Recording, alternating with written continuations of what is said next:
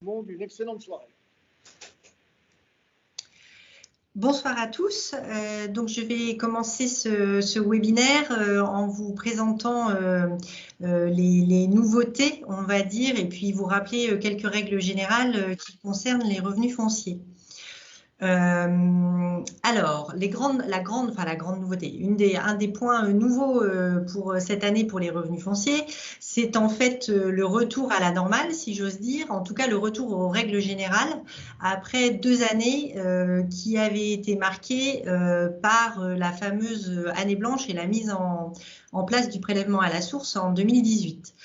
Donc vous savez, on avait échangé longuement pendant ces 2 années et les présentations qu'on avait pu faire à cette occasion-là, qu'en 2018, le prélèvement à la source avait été mis en place et que par conséquent, l'année 2018 était une année blanche en termes d'imposition sur le revenu. Et donc, à ce titre, des règles particulières se sont appliquées aux revenus fonciers.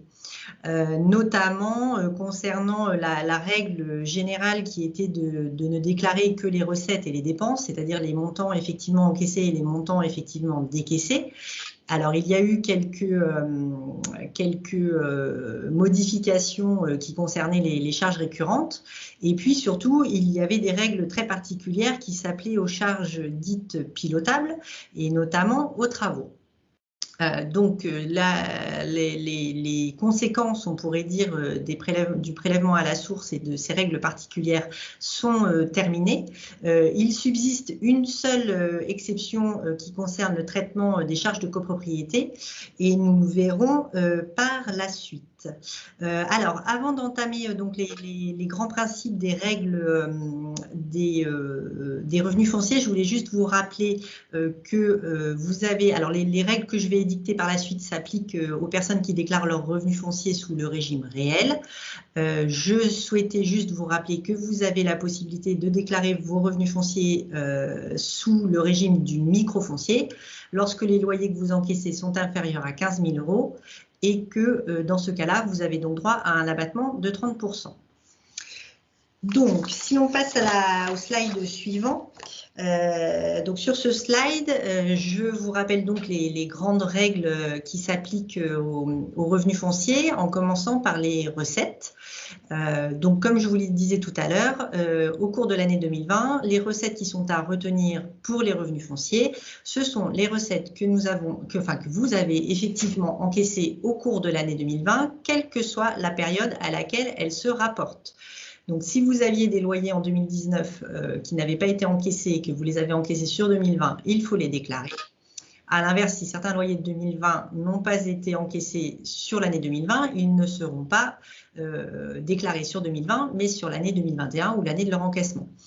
Sous réserve, et nous en parlerons après, également des conditions spécifiques liées à la crise sanitaire et au Covid, puisque si l'année 2020 a été marquée par un retour à la normale sur le traitement des revenus fonciers, vous savez tous que ce n'est pas le cas.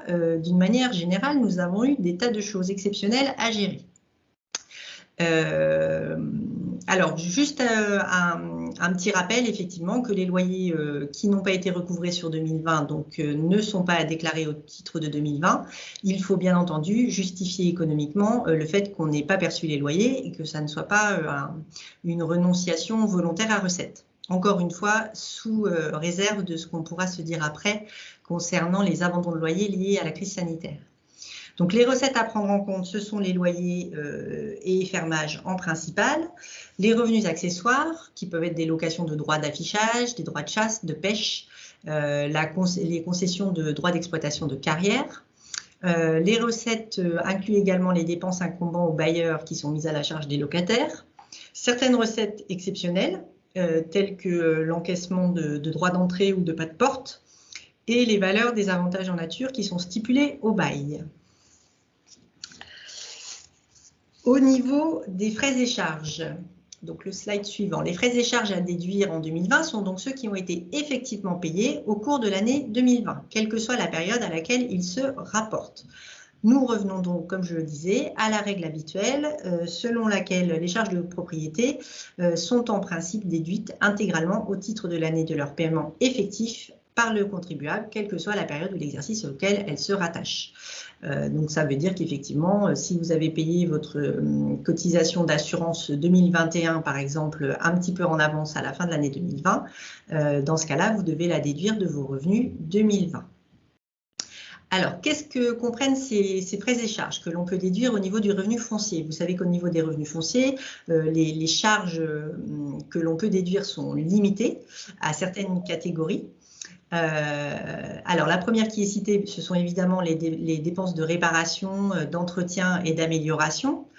Je vous rappelle que sur les travaux d'amélioration, évidemment, il faut être très vigilant puisque on ne peut pas déduire les travaux, notamment de construction, de reconstruction, d'agrandissement. Donc, quand on fait des travaux importants, qu'on modifie les surfaces, il faut être très vigilant sur ce qui est déductible ou ce qui ne l'est pas.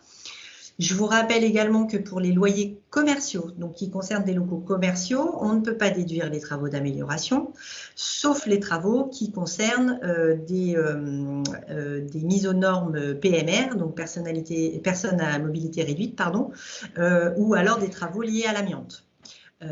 Hormis ces deux cas spécifiques, on ne peut déduire que les dépenses de réparation et d'entretien. On déduit les dépenses acquittées pour le compte des locataires et qui restent définitivement à la charge des propriétaires. On déduit les provisions pour charges de copropriété, évidemment, que vous versez au syndic. Alors, nous verrons juste après les spécificités qui restent en cours et qui sont liées à la mise en place du prélèvement à la source. On déduit les indemnités d'éviction, les frais de relogement, les frais de gestion. Donc, je vous rappelle que dans les frais de gestion, il peut y avoir les rémunérations des gardiens, il peut y avoir les honoraires que vous versez à un expert comptable pour faire votre déclaration de revenus fonciers. Il peut y avoir surtout la cotisation que vous versez à l'UNPI. Vous pouvez déduire les primes d'assurance. Ici, on parle de l'assurance PNO, l'assurance propriétaire non occupant. On peut déduire certaines impositions, notamment la taxe foncière. Et je vous rappelle là également que concernant la taxe foncière, vous ne pouvez pas déduire la taxe d'ordure ménagère puisqu'elle est récupérable auprès de votre locataire. Et puis, vous pouvez déduire les intérêts sur vos financements en cours. Et quand on dit intérêt, on parle également ici de l'assurance que vous pouvez avoir sur ces financements. N'oubliez pas non plus que si vous renégociez des emprunts, des choses comme ça, vous pouvez également déduire les frais liés à la renégociation. Alors bon, il est indiqué que cette liste n'est pas forcément limitative. Pour autant, on a couvert quand même un large spectre des dépenses qui peuvent être déduites au niveau des revenus fonciers. Donc, un petit focus sur les provisions pour charges qui ont été déduites au titre de l'année 2019 et des régularisations qu'elles entraînent sur l'année 2020. Je ne sais pas si vous vous rappelez, mais en 2018, vous aviez pu déduire 100% de vos travaux réalisés au niveau de vos biens loués en foncier. En 2019, vous avez déduit la moyenne des travaux réalisés en 2018 et des travaux réalisés en 2019. Donc 50% de 2018 plus 50% de 2019. Pour autant, en 2019, vous avez déduit 100% des provisions pour charges de copropriété, y compris quand elles contenaient des provisions pour dépenses de travaux. Donc ces dépenses pour travaux ont été déduites à 100%. Il faut donc sur 2020 régulariser ces sommes et donc pour déterminer les revenus fonciers de 2020, vous allez réintégrer 50% des provisions pour charges de copropriété qui avaient été acquittées en 2019 au titre des dépenses de travaux de copropriété. Donc vous allez déduire 100% des provisions versées au titre de l'année 2020 et vous allez réintégrer sur une ligne spécifique 50% des provisions pour charges de copropriété qui ont été acquittées en 2019 au titre des dépenses de travaux, s'entend, pas la totalité des charges, des provisions pour charges qui ont été versées. Et cette réintégration, je ne l'ai pas indiquée sur le slide, mais elle se fera en ligne 230 bis. Donc vous verrez qu'il y a une ligne spécifique sur la déclaration à ce titre. Alors, sur la page suivante, vous avez un exemple un peu chiffré pour que ça soit un petit peu plus simple. Donc, on suppose un contribuable qui a versé des provisions pour charges de copropriété au titre des dépenses de travaux pour un montant de 4 000 € en 2018, 3 000 € en 2019 et 3 500 € en 2020. En 2018, il a donc déduit 100% de ses charges, donc de ses travaux, 4 000 €. En 2019, il a déduit 50% des charges de copropriété supportées en 2019 et 50% des charges supportées en 2018. Donc, il a déduit une déduction de, enfin, il a déduit, pardon, 5 000 €, donc la moyenne des travaux. Pour 2020, il va donc opérer une déduction de 2 000 € qui correspond à la déduction de 100% des charges de 2020, 3 500 €, et à la réintégration de 1 500 € qui correspondent à 50% des charges déduites en 2019. Une petite précision, ces règles s'appliquent aux biens acquis avant 2019. Pour les biens qui avaient été achetés en 2019, ces règles ne s'appliquent pas puisqu'on pouvait déduire la totalité des travaux en 2019 sur les biens qui étaient achetés en 2019. Voilà pour ce qui est des règles sur les revenus fonciers. Alors, dans un deuxième temps, je vais vous faire un focus sur les abandons de loyer qui ont été consentis aux entreprises en 2020 à la suite de la crise sanitaire qui est en cours. Donc, vous avez dû entendre parler et vous avez peut-être été concerné par ces abandons de loyer. Vous savez que certaines entreprises se retrouvent dans des situations de trésorerie et des situations économiques compliquées. Et donc, le gouvernement a cherché à faciliter, entre guillemets, les éventuels abandons de loyer qui pourraient être consentis à ces entreprises pour les aider en termes de trésorerie. Il y a donc deux périodes, en fait, enfin une période et une période dans la période auxquelles s'appliquent deux règles différentes. Donc la première, c'est que les loyers qui couvraient la période du 15 avril 2020 au 31 décembre 2020 et dont le bailleur a définitivement abandonné la perception ne sont pas imposables. Donc, si vous avez abandonné des loyers à votre locataire entre la période du 15 avril et le 31 décembre, ces loyers ne sont pas imposables et ne seront pas imposables. En contrepartie, vous pouvez évidemment continuer à déduire les charges foncières qui correspondent. Puisque vous le savez, on peut déduire des charges foncières uniquement dans le but d'obtenir un revenu locatif. Donc là, en fait, on déroge un peu à cette règle en disant « Ok, vous pouvez abandonner les loyers et vous pourrez continuer à déduire les charges et ces loyers ne seront pas imposés. » Alors, il faut faire attention dans ce cadre aux loyers qui pourraient être abandonnés entre un bailleur et un locataire qui auraient des liens familiaux ou des liens de dépendance. On peut le voir assez régulièrement dans certaines entreprises où l'exploitant de l'entreprise locataire est souvent le propriétaire, l'associé de la SCI propriétaire. Donc dans ce cas-là, il faudra être vigilant parce qu'en fait, il faudra vraiment pouvoir prouver qu'il y avait des difficultés de trésorerie de l'entreprise et que l'abandon de loyer est consenti vraiment dans un cadre de difficultés économiques pour l'entreprise. Donc ça, c'est la première règle qui s'applique. La deuxième, c'est une règle un peu plus spécifique qui s'applique au mois de novembre. Donc le mois de novembre, c'était la période du deuxième confinement qu'on a connu en 2020. Et là encore, le gouvernement, pour encourager les bailleurs à aider leurs locataires, a créé une règle et a créé un crédit d'impôt. Donc, pour le mois de novembre et uniquement pour le mois de novembre, si le bailleur abandonne définitivement la perception du loyer dû pour ce mois, il bénéficie d'un crédit d'impôt de 50% du montant abandonné. Alors, 50% du montant du loyer total abandonné lorsque le locataire a moins de 250 salariés. Pour les entreprises qui ont, donc pour les locataires qui ont entre 250 et 5000 salariés, dans ce cas-là, ça sera 50% de 2/3 du montant du loyer abandonné. Et donc, pour pouvoir bénéficier de ce crédit d'impôt, il y a des déclarations particulières à faire que l'on va voir dans le slide suivant. Donc, je le répète, le crédit d'impôt ne s'applique qu'au mois de novembre 2020 et pas à la période ni du premier confinement, ni entre les deux confinements, ni là actuellement sur 2021, mais ça sera pour l'année prochaine de toute façon. Ce n'est vraiment que pour le mois de novembre. Alors, comment ça va se passer pour déclarer ce crédit d'impôt? Pour les bailleurs qui relèvent de l'impôt sur le revenu.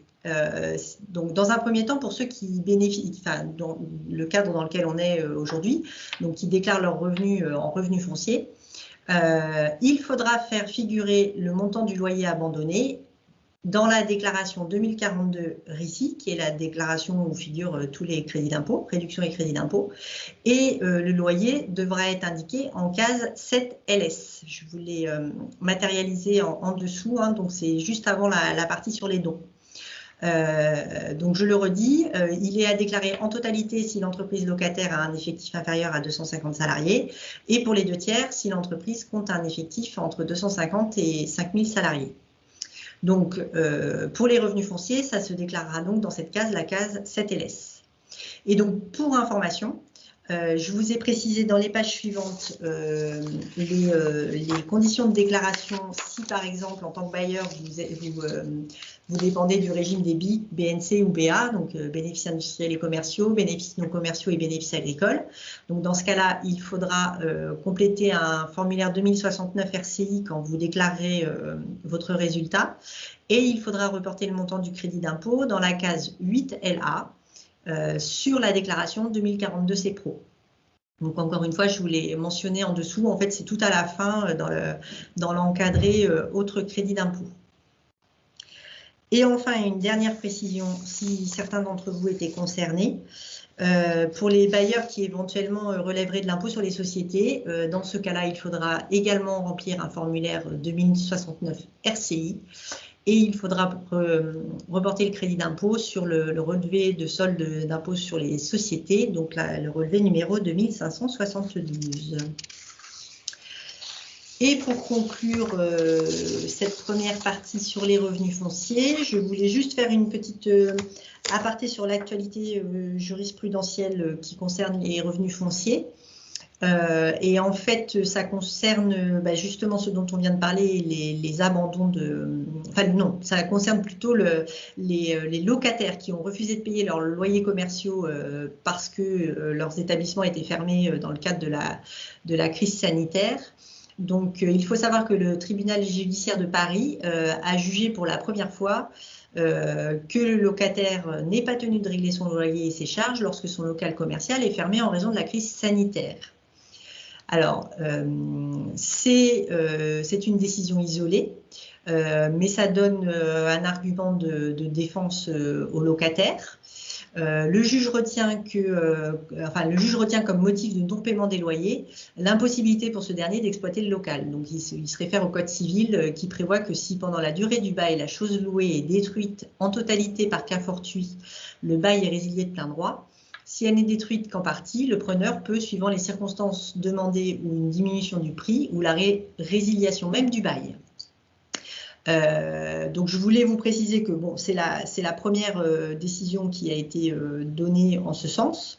Elle concerne le premier confinement. En tout cas, c'est la première décision qui porte sur le fond.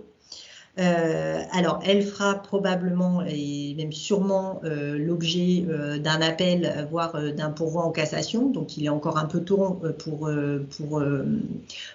juger définitivement cette décision. Et puis, en plus, elle va à l'encontre de la communication que le gouvernement avait pu faire à l'époque, qui encourageait les locataires à payer leur loyer dans la mesure du possible et d'essayer de régler les choses à l'amiable. Voilà ce que je pouvais vous dire sur les revenus fonciers pour cette année 2020.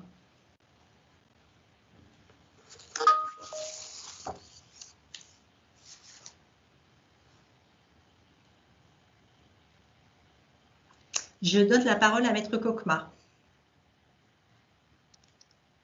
Bonsoir à tous.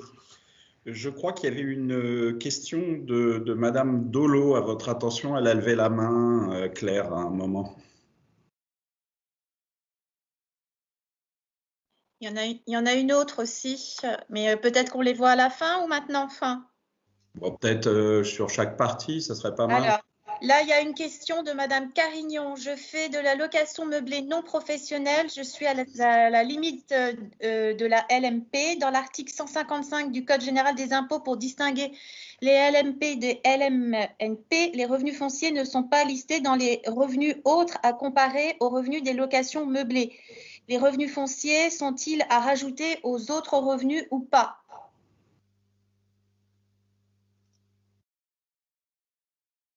Elle a coupé son micro. Allô? Oui, excusez-moi, j'avais coupé mon micro pour laisser Maître Kokma parler. Excusez-moi. Vous avez entendu la question du coup ou pas? Oui, oui, oui, j'ai entendu la question. D'accord, ok. Je vais même remettre ma caméra. Hop, me revoilà. Donc non, les revenus fonciers ne sont pas à prendre en compte pour déterminer le statut professionnel ou non professionnel dans le cadre de la location meublée. Donc on doit avoir plus de 23 000 euros de loyer et ces 23 000 euros doivent dépasser les autres revenus, mais ces autres revenus s'entendent de ce qu'on appelle les revenus d'activité. Donc les salaires, les BIC, les BA, les pensions de retraite, mais les revenus fonciers n'entrent pas en ligne de compte. Et pourquoi? Parce que c'est la règle, c'est tout. Mais c'est pas logique. Non, ça n'est pas En considéré. fait, c'est logique parce que la question, c'est de savoir si du coup c'est une activité professionnelle ou pas. Donc, on la compare aux revenus qui sont considérés comme des revenus professionnels ou pas, c'est-à-dire des revenus d'activité. On considère que les revenus fonciers, c'est des revenus du patrimoine et que donc on peut très bien avoir des revenus du patrimoine importants et ne pas avoir d'activité professionnelle par ailleurs. C'est des catégories de revenus différentes. Alors, et vous aviez une autre question. Les recettes à déclarer sont normalement hors provision de charges locatives, car par exemple, la taxe d'ordures ménagères ne doit pas être déclarée dans les charges. Confirmez-vous qu'il faut déclarer les loyers hors charge? Oui. Exemple, les ordures ménagères. Oui, hors charge. Et dans les charges, on ne compte pas tout ce qui est dans les provisions de charges? Non, ce que les locataires vous versent comme provision de charge, vous ne les déclarez pas. On ne déclare que les loyers. Merci. Alors, hors charge. Ah, alors, attendez, une autre question. Les factures pour les travaux sont-elles à établir à l'adresse du bien ou à notre adresse personnelle? Alors, le mieux, c'est quand même de les faire à l'adresse du bien, au moins de le préciser, ou alors d'avoir une adresse de livraison, par exemple. Enfin, une adresse de livraison ou une. Souvent, en fait, ce qu'on fait, c'est que les factures sont adressées à l'adresse personnelle. Parce que si elles sont envoyées par le courrier, il faut qu'elles arrivent chez vous. Par contre, il faut prévoir, si c'est du matériel, des choses comme ça, vous prévoyez une adresse de livraison qui est celle de l'appartement ou de la maison. Et si ce sont des travaux, vous demandez à l'artisan d'indiquer une adresse de prestation, une adresse de travaux, l'adresse où les travaux ont été, une adresse d'intervention. Voilà, j'ai trouvé le mot. Alors, où doit-on déclarer les provisions de charges du locataire? On ne les déclare pas. On déclare les loyers hors provision de charges. À nouveau, bonsoir à tous. Bon, petit focus assez rapide sur l'impôt sur la fortune immobilière et sur une ou deux petites mesures patrimoniales. Donc en 2021, il faut constater qu'il n'y a pas de changement sur l'impôt sur la fortune immobilière. Donc si vous êtes concerné, bien sûr, taxation si votre patrimoine immobilier a une valeur vénale au 1er janvier supérieure à 1 300 000 €. Je vous rappelle que les personnes physiques sont seules imposables à cet impôt. Les personnes morales ne sont pas en elles-mêmes imposées, en sachant bien évidemment que si vous avez une structure immobilière, société qui détient des immeubles, la valeur des parts de cette structure immobilière devra bien évidemment figurer dans votre actif taxable à l'impôt sur la fortune immobilière. Quelques rappels aussi, les couples mariés ou pacsés forment un foyer fiscal unique en matière d'IFI. Donc, bon, pas grande différence pour ces couples-là avec l'impôt sur le revenu où il figure un foyer fiscal unique, en sachant que, je vous le rappelle, les époux séparés de biens qui vivent séparément peuvent déclarer chacun de leur côté.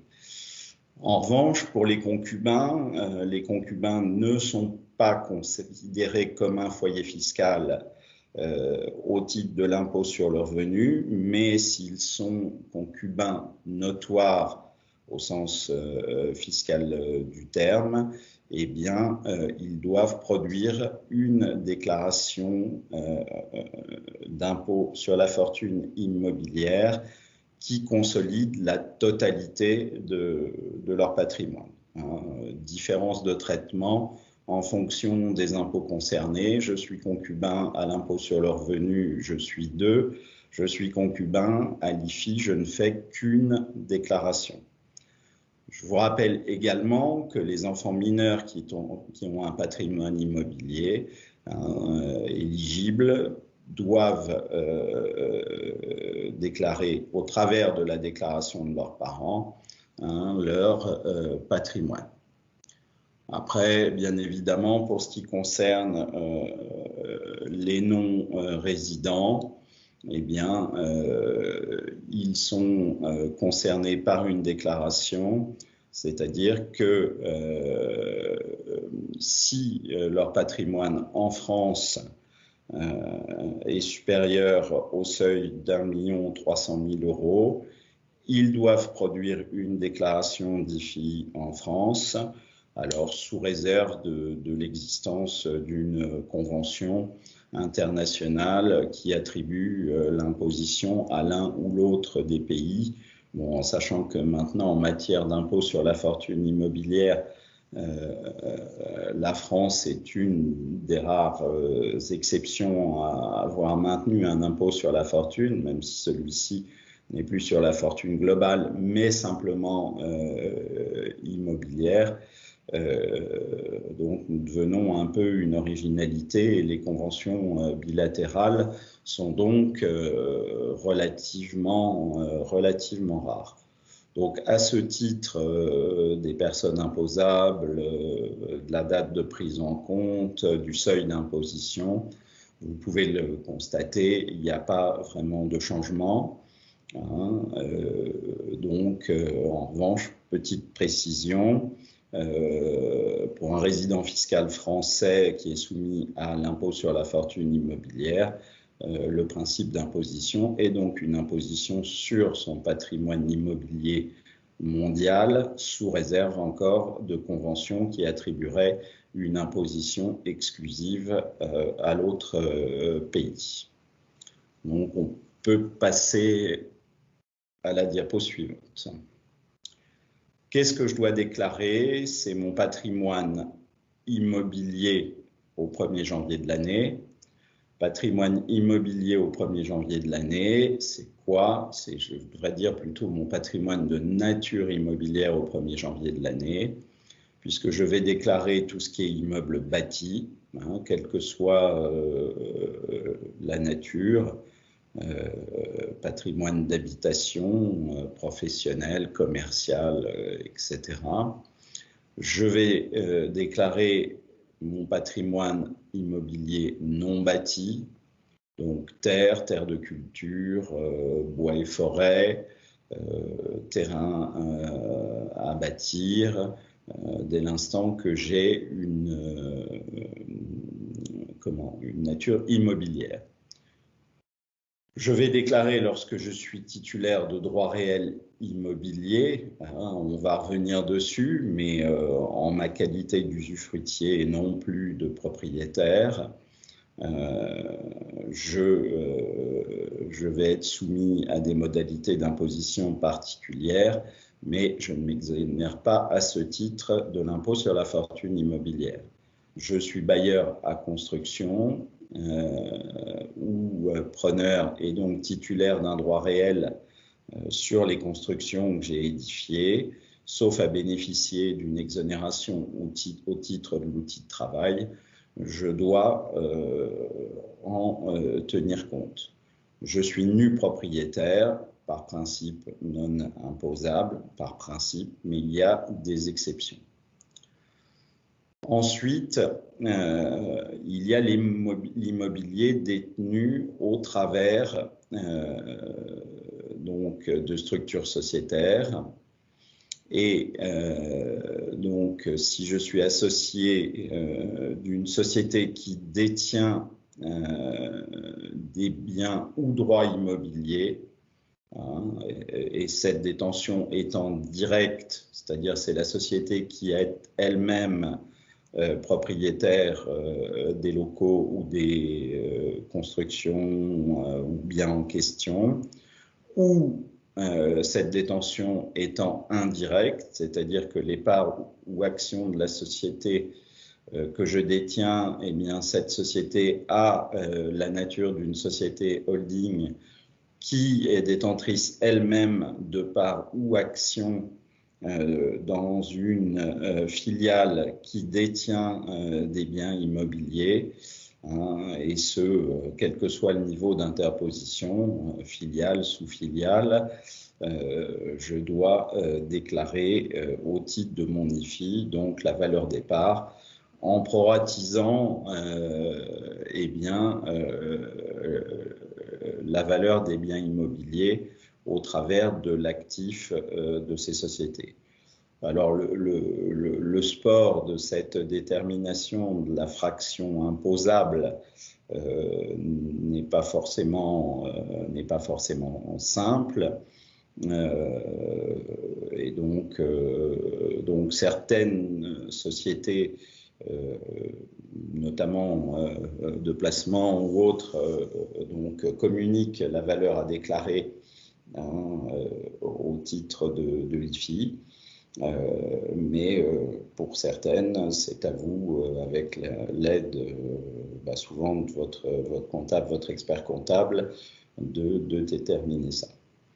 Alors, sont exclus en revanche les participations minoritaires dans des sociétés dites opérationnelles, c'est-à-dire des sociétés qui ont une activité économique, à condition que ces participations minoritaires donc, répondent à un critère de pourcentage de détention, 10% en l'espèce, 5% dans les sociétés cotées.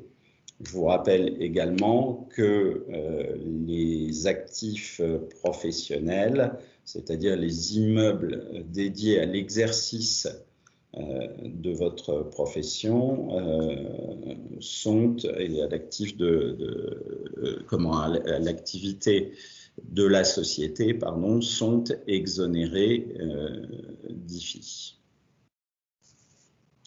On peut passer au slide suivant.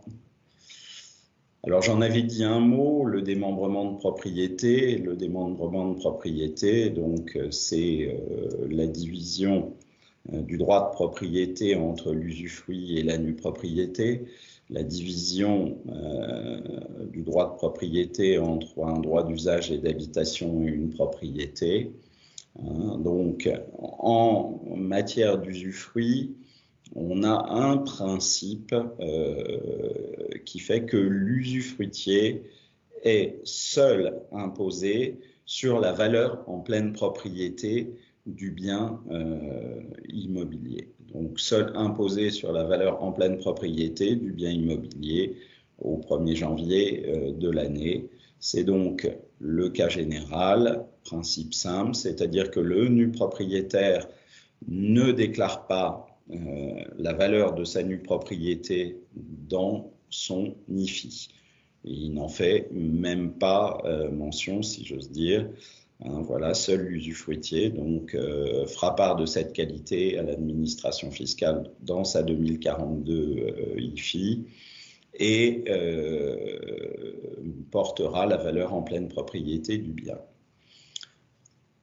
Pour autant, ce cas général souffre quelques exceptions, c'est-à-dire lorsque dans une succession, le conjoint survivant fait jouer ce qu'on appelle un usufruit légal. Et bien, dans ce cas, ça visait notamment les successions ouvertes avant 2002, avant la réforme des droits du conjoint survivant. Eh bien, l'imposition de l'IFI va se diviser entre usufruitier et nu propriétaire. C'est-à-dire l'usufruitier, s'il est concerné par une imposition à l'IFI, savoir un patrimoine supérieur à 1 300 000 € de valeur vénale, va déclarer la valeur de son droit. Le nu propriétaire, quant à lui, s'il est soumis à cet impôt, déclarera également la valeur de son droit. La division de ces droits s'opérant selon un barème du Code général des impôts, c'est l'article 669 du Code général des impôts, dans son premier alinéa, qui fixe la valeur de l'usufruit et de la nue propriété en fonction de l'âge de l'usufruitier, donc âge à retenir au 1er janvier de l'année. Par exemple, mon conjoint survivant usufruitier a entre 51 et 61 ans, il va déclarer 50% de la valeur du bien, le nu propriétaire, les 50 autres, ou les nus propriétaires, bien évidemment, qui se diviseront les 50 autres pourcents.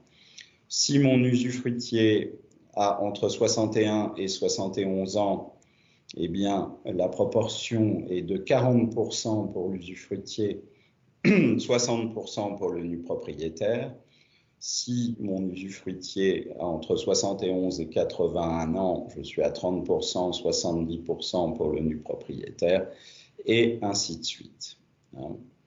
Même règle pour ce qui concerne l'usufruit de l'ascendant, une succession où l'usufruit dévolu à l'ascendant et la nue propriété, eh bien, dans ces cas-là, on a une division également.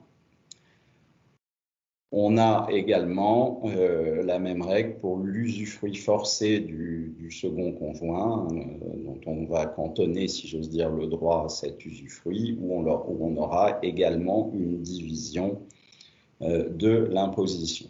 Donc, on doit en parler, mais ces exemples ne sont pas forcément fréquents.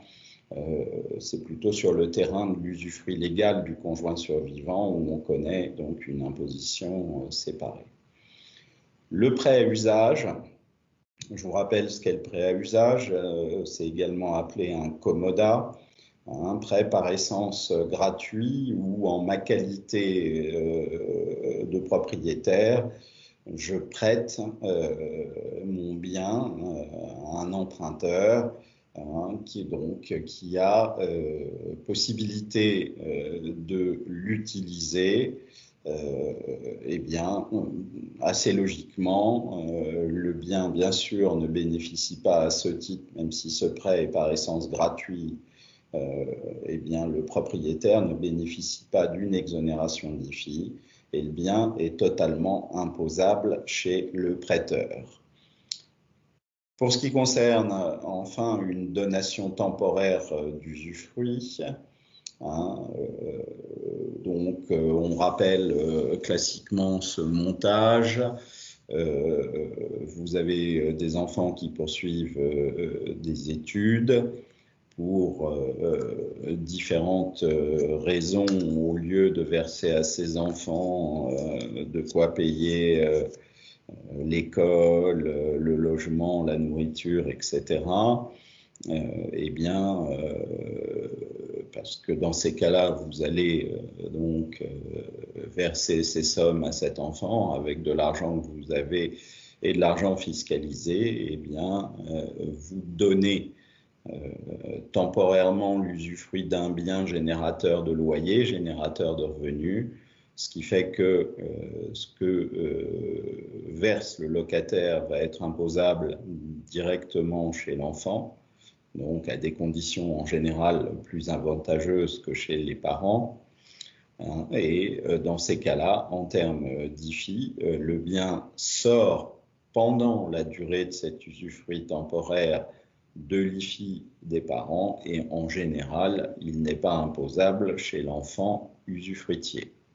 Si tant est que cet enfant soit imposable, eh bien dans ces cas-là, il sera imposable sur la valeur en pleine propriété du bien.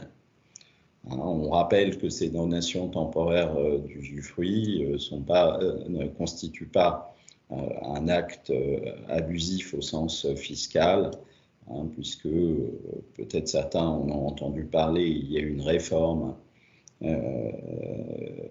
l'abus de droit qui est entrée progressivement en vigueur au 1er janvier 2020 et surtout depuis le 1er janvier 2021 pour les contrôles. Et l'administration fiscale a clairement indiqué dans ses commentaires, dans le BOFIP, que ce type de donation temporaire d'usufruit, si on en respectait les conditions de base, cela va sans dire, ne constitue pas un abus de droit ou un mini abus de droit. On peut passer, merci beaucoup. Alors, quelques précisions concernant les biens imposables, exonérés, etc. Un petit focus sur les contrats d'assurance vie ou bons de capitalisation en unité de compte. On ne va pas revenir dessus, mais les contrats d'assurance vie ou bons de capitalisation, notamment lorsqu'ils ont pour base des fonds euros, eh bien, ont perdu, j'allais dire, une partie de leur rentabilité, voire toute leur rentabilité. Et ce qui a conduit donc les détenteurs de contrats d'assurance vie ou bons de capitalisation en unité de compte, souvent à arbitrer, fréquemment d'ailleurs sous la pression amicale de leurs banquiers, pour aller vers d'autres supports un peu plus dynamiques. Et il se trouve que certains de ces supports ont une nature immobilière, notamment au travers de SCPI, OPCI, sociétés d'investissement immobilière, etc. Eh bien, attention, dans ces cas-là, le contrat d'assurance vie sera à hauteur de ces fonds immobiliers en unité de compte détenus au travers du contrat. Eh bien, ce contrat sera à cette hauteur imposable au titre de l'IFI. Alors, lors de la réforme de l'IFI, ce point avait pu poser certaines questions ou difficultés, puisque bon, l'analyse est relativement simple, mais en pratique, déterminer la valeur de telle ou telle unité de compte n'était pas forcément à la portée de tout le monde. Et puis, dans la surprise générale, on n'avait pas eu la première année forcément l'ensemble des informations des compagnies d'assurance. Bon, il se trouve que, bien évidemment, maintenant, les compagnies d'assurance vous donnent la fraction et le montant déclarable de votre contrat d'assurance vie ou votre bon de capitalisation. Et donc, surtout ne pas se dire c'est de l'assurance vie, c'est du mobilier, entre guillemets, ça n'est pas de l'immobilier, donc je ne déclare pas. Examinez quand même les unités de compte que vous avez et de toute façon, lisez attentivement l'information qui vous est adressée par les compagnies d'assurance. Voilà. Toujours une précision, si votre contrat est ce qu'on appelle non rachetable, n'a pas de valeur de rachat, il est bien évidemment exclu de l'impôt sur la fortune immobilière, même dans l'hypothèse de détention de fonds immobiliers au travers de ce contrat. Ensuite, également quelques rappels pour ce qui concerne les biens professionnels. Ce qu'on connaissait sous l'empire de l'impôt sur la fortune, l'ISF, eh bien, l'IFI a donc une transposition des règles de l'ISF, en sachant que l'immobilier qui est nécessaire à l'exercice de l'activité eh bien, bénéficient sous certaines conditions d'une exonération. Donc, cette exonération va être soumise au fait que ça permet l'exercice de votre profession, hein, donc que cette profession soit agricole, libérale, artisanale, industrielle, que si cette profession est exercée au sein d'une société, eh bien, que dans cette société, vous exerciez des fonctions de direction. Il faudra également que ces fonctions soient normalement rémunérées et si c'est au travers d'une société, que vous déteniez donc au minimum 25%. Donc, à ce titre-là, vos biens immobiliers seront exonérés au titre des biens professionnels. Autre exonération, pour ce qui concerne les bois et forêts, donc, ou par de groupements forestiers, eh bien, si vos bois et forêts ou par de groupements forestiers font l'objet de ce qu'on appelle une gestion durable, hein, c'est-à-dire que vous avez souscrit à un plan de gestion d'une durée de 30 ans pour une gestion durable de votre forêt, vous bénéficiez d'une exonération de 75% de la valeur de ces bois et forêts ou parts de groupements forestiers, c'est-à-dire j'ai une valeur de 100, je ne déclare que 25 au titre de l'IFI.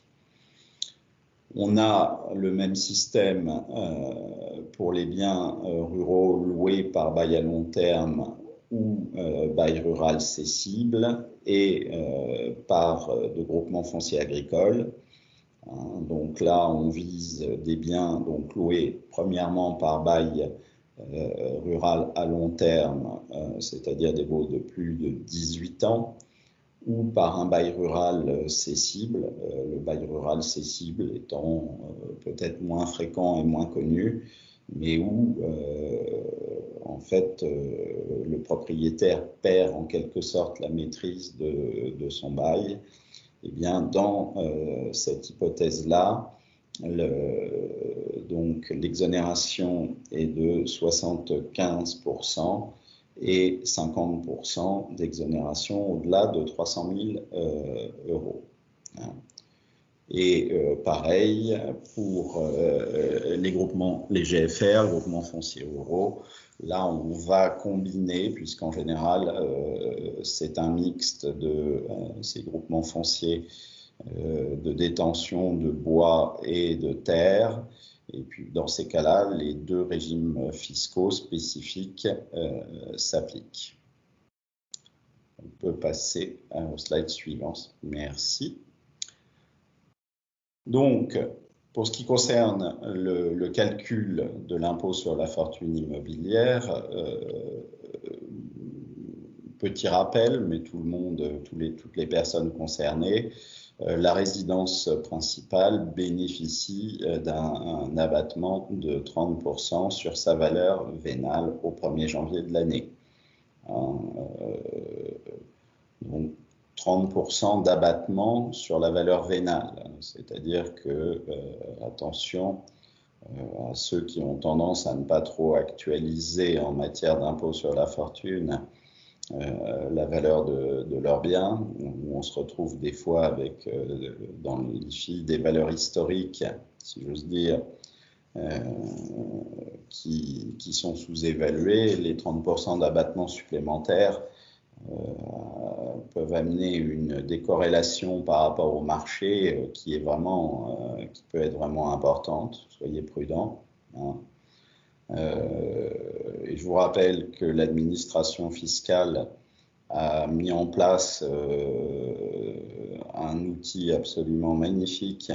Pour ceux qui ça intéresse, vous allez sur un site dénommé DVF, de l'administration fiscale, où vous pouvez voir les transactions par commune, la nature des biens vendus, etc. C'est précis et c'est public, mais ils ont cet instrument. Donc, soyez vigilants dans vos déclarations. Maintenant, voilà.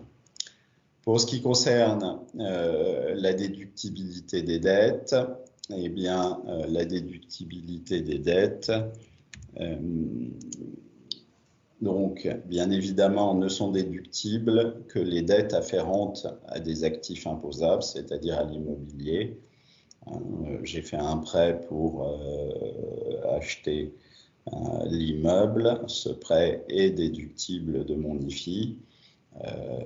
Bien évidemment, un prêt qui aurait une toute autre nature, prêt à la consommation ou autre, n'aurait pas une nature déductible. Il en va de même des dettes afférentes à l'acquisition de parts ou actions de sociétés qui détiennent de l'immobilier. Il est clair que si vous empruntez 100 pour acheter une société dont les parts valent 100, mais dont l'actif n'est composé d'immobilier qu'à hauteur de 50, la dette afférente à l'acquisition des parts ne sera déductible que dans la limite des 50 en question. L'IFI théorique est toujours bien évidemment déductible au titre du passif. Ça veut dire quoi? Ça veut dire que vous faites un double calcul, vous pouvez déduire au titre du passif votre impôt sur la fortune immobilière. Donc vous faites un premier calcul avec votre IFI théorique, vous le portez au passif et vous recalculez une deuxième fois votre IFI. Voilà. Alors, un certain nombre de précautions. Les prêts in fine, alors peut-être beaucoup moins à la mode maintenant qu'à une certaine époque. L'administration fiscale traite le prêt in fine comme un prêt amortissable. Ça veut dire quoi? Ça veut dire que, par exemple, je ferai un prêt in fine sur 10 ans. Qu'est-ce qui se passe? J'achète un immeuble 1 million d'euros, je fais un prêt in fine d'1 million d'euros sur 10 ans, c'est-à-dire qu'à l'échéance de la 10e année, je dois rembourser ce million d'euros à la banque. Et pendant toute ma durée du prêt, j'ai une dette à l'égard de la banque de ce montant.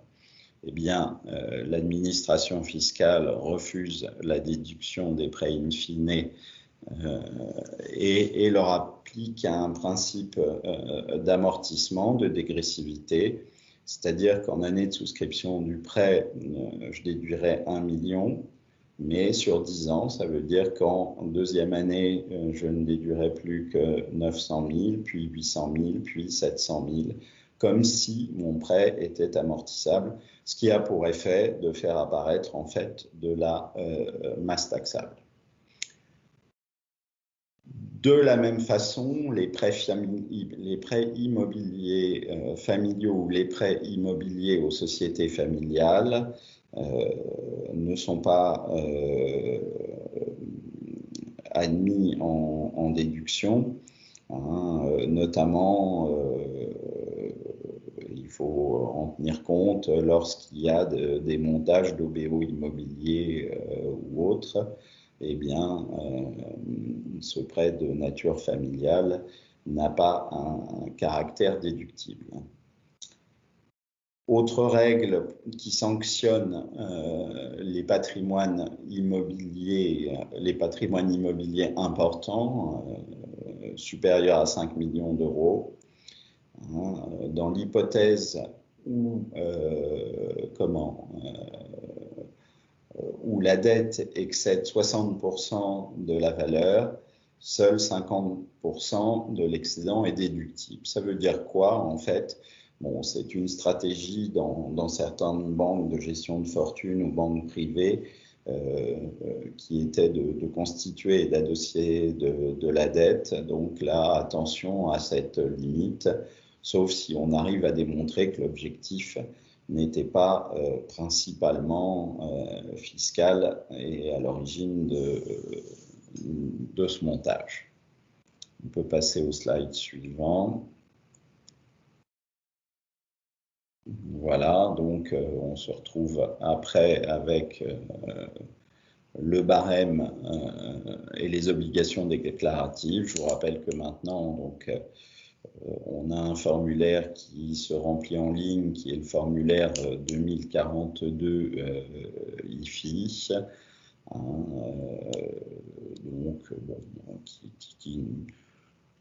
qui n'offre pas sincèrement de difficultés particulières une fois qu'on a listé et déterminé la valeur de ces biens, mais qui a plutôt un caractère fastidieux à remplir.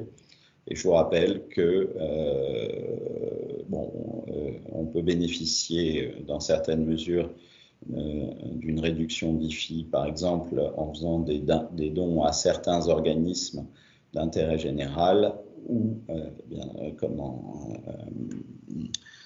et également on connaît un plafonnement de l'IFI du fait de ce seuil de 75% des revenus du foyer fiscal concerné. Le calcul est à faire. Donc voilà ce qui est de l'IFI. Donc en conclusion, vous voyez pas de grandes nouveautés. Bon, à écouter, et j'ai encore entendu le ministre de l'économie ce matin. Il a juré, je ne sais pas ce que vaut la parole d'un ministre quand il jure, mais que les impôts ne seraient pas augmentés.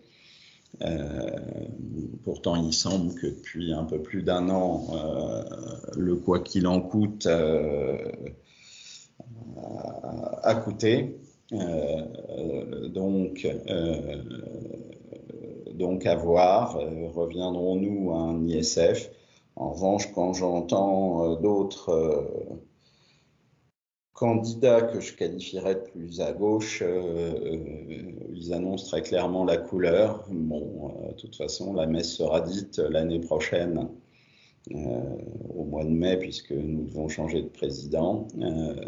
On verra. En revanche, j'ai tenu à apporter certaines petites précisions. C'est le slide qui apparaît. Pour ce qui concerne les donations, je vous rappelle la situation actuelle. Elle n'a pas changé pour l'instant. On bénéficie en matière de donation de 100 000 € d'abattement par parent et par enfant.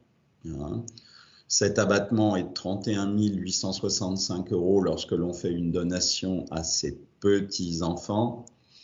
Et les donations faites entre conjoints ou partenaires de PACS bénéficient d'un abattement de 80 724 €. Je vous rappelle que cet abattement est renouvelable tous les 15 ans. Ça veut dire que si vous l'utilisez aujourd'hui, vous en bénéficiez à nouveau dans 15 ans. Attention, pas de confusion, parce que certains disent « Ah oui, mais quand j'ai fait une donation, l'abattement était 259 000 € et on le récupérait au bout de 6 ans. » Non, ce qu'il faut prendre en compte, c'est le jour où vous faites la donation et que donc vous prenez en compte toutes les donations que vous avez faites par le passé depuis moins de 15 ans. Donc, il y a souvent une confusion à ce titre-là. Je vous rappelle qu'à ces abattements viennent s'ajouter un abattement spécifique.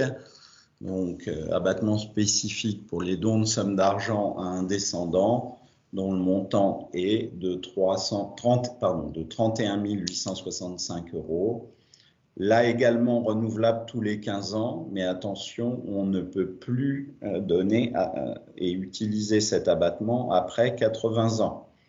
Donc ça veut dire globalement, pour aujourd'hui, une personne qui n'aurait pas utilisé ce don de 31 865 € don de somme d'argent qui a 66 ans, eh bien, il ne pourra pas bénéficier une deuxième fois de ce don. Donc voilà, petit rappel. Alors là aussi, que va-t-il se passer sur... nouveauté qui datait de la période donc des premières mesures sanitaires et suite au premier confinement. Donc une exonération pour les dons familiaux de sommes d'argent, exonération supplémentaire, puisque là, donc l'abattement est de 100 000 euros. 100 000 euros par bénéficiaire. Et ce don peut être fait par les ascendants, donc c'est-à-dire les parents, les grands-parents, les arrière-grands-parents. Et en l'absence, ça peut être à des neveux et nièces, en sachant que l'abattement de 100 000 euros, ça n'est pas par donateur, mais un même bénéficiaire ne peut pas recevoir plus de 100 000 euros de ses parents, grands-parents, etc. Ce don doit être affecté dans les 3 mois de sa date, donc à la construction donc d'un bien immobilier qui répond à des critères environnementaux, dernier label que l'on connaît. Et ce don devait être fait dans une fenêtre du 15 juillet dernier au 30 juin 2021. En sachant que ce don, c'est un peu l'Arlésienne, puisque l'administration fiscale n'a limité dans ses commentaires, on a limité la portée, c'est-à-dire quand on dit construction, vous connaissez peut-être le système de la vente en l'état futur d'achèvement. Je signe la construction de mon appartement, je l'achète sur plan, comme on dit, voilà. Et bien l'administration a dit et vient de confirmer que comme on n'a pas la qualité de constructeur en matière de vente en l'état futur d'achèvement, ce don ne lui est pas applicable. Donc ça veut dire que ce don peut être fait à un enfant qui construit sa maison et qui a la qualité de maître d'ouvrage et qui ne délègue pas cette qualité à quelqu'un d'autre. En plus, les délais, quand on fait le don et l'affectation dans le délai de 3 mois, il est clair que ce délai est handicapant. Donc sachez-le, peut-être pour ceux au hasard qui auraient un descendant, un enfant, un petit enfant qui construit et qui a des factures à payer, il reste assez peu de temps pour en profiter. Pareil, ce don pouvait être utilisé aux souscriptions de capital de certaines sociétés qui ont une activité opérationnelle. Voilà. Alors, petite précision en matière de contrôle fiscal. Je vous rappelle que du fait du contexte Covid, l'administration fiscale a bénéficié, dans le cadre des dernières lois de finances, d'une extension de sa durée de contrôle, puisque pour la plupart des contrôles donc, où le délai est de 3 ans plus l'année en cours, l'année 2017 devait être prescrite au 1er janvier de cette année. Eh bien, le législateur a octroyé à l'administration fiscale un délai supplémentaire et donc l'année 2017 ne sera prescrite que après le 20 août de cette année, fin de la première période des mesures sanitaires, 20 août l'année dernière, je sais pas si, ou 21 août, je ne sais pas si vous vous en souvenez. Donc attention, donc on a actuellement en termes de prescription, donc que ce soit l'IFI, que ce soit les déclarations de succession, que ce soit l'impôt sur le revenu, sont pendantes encore les années 2017, 18, 19 et 2020. Voilà, j'en ai terminé. Alors, il y avait des questions. Quelle est la définition de la valeur vénale? La valeur vénale, c'est la valeur à laquelle, sur un marché dit normal, en confrontant l'offre et la demande, je peux vendre un bien. Alors la valeur vénale se détermine essentiellement par comparaison avec des biens similaires. C'est pour ça que je vous mentionnais sciemment le site DVF de l'administration fiscale pour pouvoir mener cette comparaison. Je suis propriétaire d'un appartement à Paris, rue des Canettes. Voilà. Alors on peut après, bien évidemment, corriger cette valeur.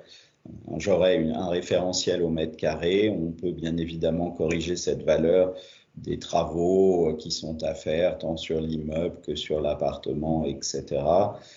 Mais déterminer la valeur vénale, c'est vrai, n'est pas forcément quelque chose aujourd'hui d'insurmontable.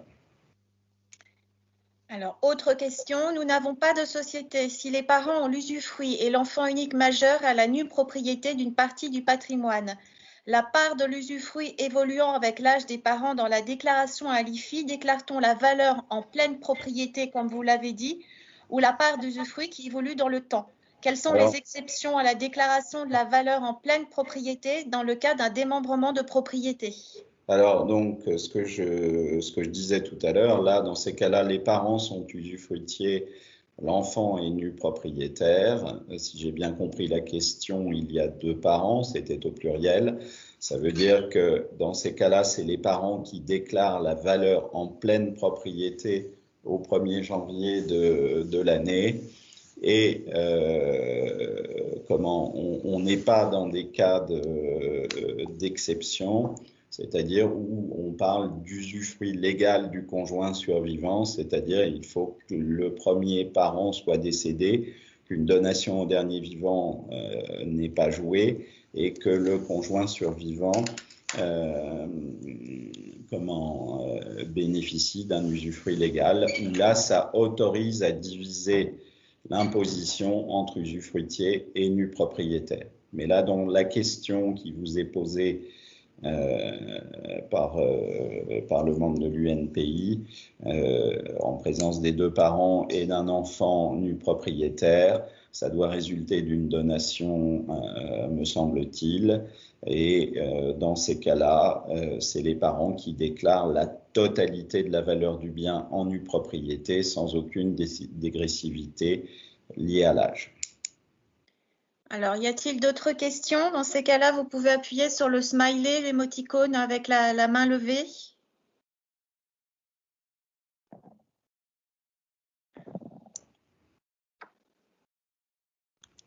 Non. Bien, et ben je passe la parole. Alors moi j'ai une question avant de clôturer, j'ai une question. Un adhérent m'a soumis le cas suivant. Au mois d'avril 2021, il a signé un acte de partage et dans l'acte de partage, il a été prévu que les biens étaient attribués à chacun des copartageants au 1er janvier 2021. Est-ce que dans la déclaration IFI, il faut prendre la date de l'acte notarié ou de la date du 1er janvier? En général, cette date a été choisie et l'adhérent en question a dû, je suppose, ou bénéficier de la jouissance ou bénéficier des revenus du bien depuis le 1er janvier. Donc, si c'est cette date qui est mentionnée, il faut qu'il fasse figurer le bien dans sa déclaration d'IFI, puisque en effet, les effets du partage et du partage des biens et de la propriété des biens remontent à cette date. Ce qui veut dire qu'il n'a plus à déclarer sa quote-part des biens indivis. Complètement, c'est-à-dire qu'il va déclarer la valeur du bien qui lui est attribué, mais il va supprimer de sa déclaration la quote-part des biens indivis, quote-part générale qui détenait suite, je suppose, au décès. Eh bien, écoutez, merci beaucoup. Merci Claire Célin pour cette intervention. Merci Maître Coquema pour vos précisions sur l'IFI extrêmement instructives. J'espère que nos adhérents, grâce à ça, vont retrouver un peu le sourire dans cette période de déclaration fiscale qui est toujours un peu triste pour nous autres propriétaires. On sait maintenant qu'on va être mangé cette année un petit peu au même titre que l'année dernière, et on a l'espoir que ça ne s'aggrave pas en 2022 par rapport à la situation actuelle, mais bon, on le verra plus tard. En tout cas, je vous tenais à tous vous remercier de cette participation à cette soirée, et je vous donne rendez-vous pour nos prochains webinaires au mois de mai et au mois de juin. Bonne soirée à tous. Merci à vous. Bonne Merci soirée. à vous, bonsoir. Merci.